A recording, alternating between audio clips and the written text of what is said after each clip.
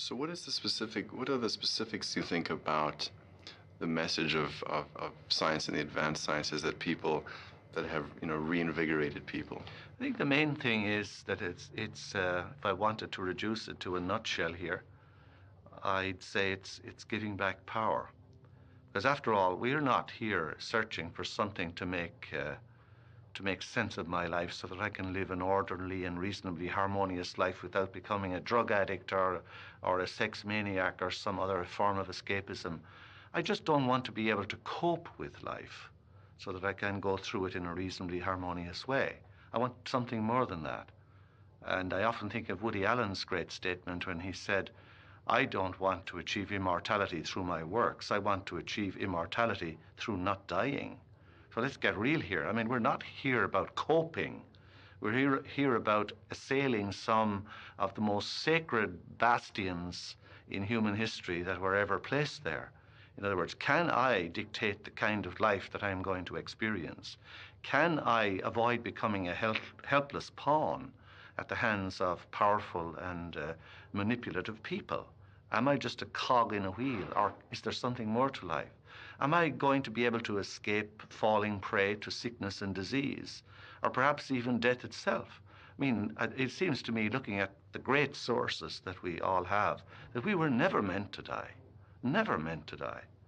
And now, of course, it's an absolutely taboo subject. You know, you're dismissed as a completely unrealistic fool if you even suggest some of these things. So that's what I think the movie has awakened in the hearts of many people, not just a coping mechanism so that we can go to the grave, more recollected and serene, but far more than that, that we can now take control of our lives. So that's why I say I think the movie is about power.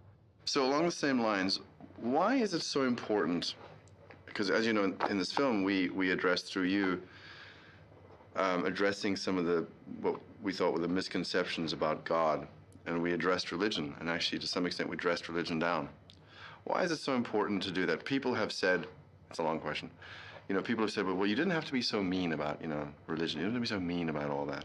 Why is it so important to address that before talking about some of these concepts which are probably more evolved? Mm-hmm. I think the religion was not addressed in the movie. It was mentioned in the movie. And I think the movie was an essential prelude to dealing with religion, but religion has not been dealt with yet. And the reason why it's so important is because even though people may have thrown off the trappings of religion in their everyday lives, they may even say they're atheist or agnostic.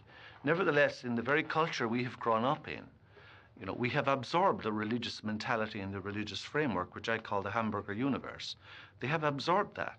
So even, if we think of a religious person as someone who goes to the temple or synagogue on Friday night or the mosque on Saturday or church on Sunday morning, that's not what a religious person is. That's a practicing religious person. But a religious person is what almost everybody in the Western world is, because they're living within a framework, within a matrix that has been totally molded by ways of thinking about the relationship of God to the world that have nothing to do with reality.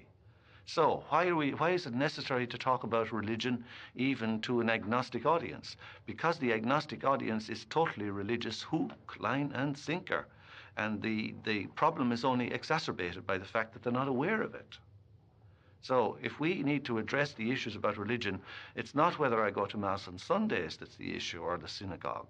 It is, what way do I think about the world? What meaning has my life? What should I do?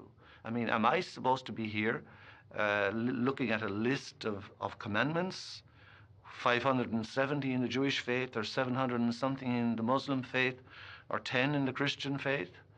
Am I here to obey those so that I can get tagged on to the end of my life as some sort of reward, some sort of optional extra that I can exchange, in the international currency exchange as I pass through the gates of heaven? Is that why I'm here? Of course it's not. But can we ever transcend into that other different way of looking at reality without addressing the roots of the problem? You cannot. And the roots of the problem in all people are religious today. So you're saying that even though somebody has abandoned and walked away from their religion, that the effects are still with them? Absolutely. And they don't even know it, which is even worse. I mean, I had an incident once in Australia some years ago, and I was, I was talking about the heaven and hell idea, that Granta had asked me to talk about. And this young man of 20 years of age or so said to me, that was really interesting, but thank God, he said, thank God, I am not religious, he said. I said, is that so? And he said, yeah, I'm not religious. My parents had no belief, and I grew up without any beliefs at all. And he had told me the previous day that his father had died when he was 8 years old. So I said, do you mind me asking, where did they tell you your father went when he died? He said, well, they told me he went to heaven. I said, that sounds suspiciously like a religious view to me. And I went down through the 20 things or so, belief in right or wrong, retribution for good and bad deeds, etc. And on every single one of them, he passed with flying colors as a person with a profoundly religious outlook on reality. He was never in a church in his life, synagogue or mosque, but a perfect religious person. The idea of God being outside somehow, the idea of that the universe happens to us, the idea of the sky and a cloud, where does that come from?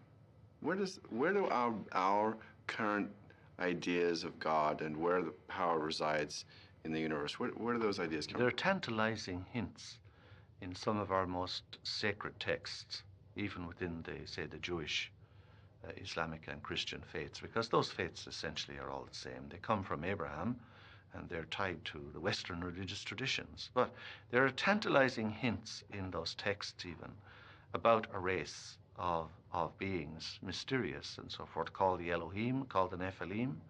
And if you only investigate slightly, you'll find that there's an awful lot more to these ancient texts than we've given them credit for.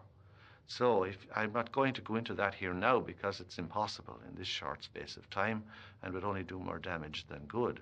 But what I am saying is that all of this stuff, the ways in which we think of God, which is basically an enlarged human being up there in the skies, who has given commandments and who is scrutinizing us from above, all of that has come from our history.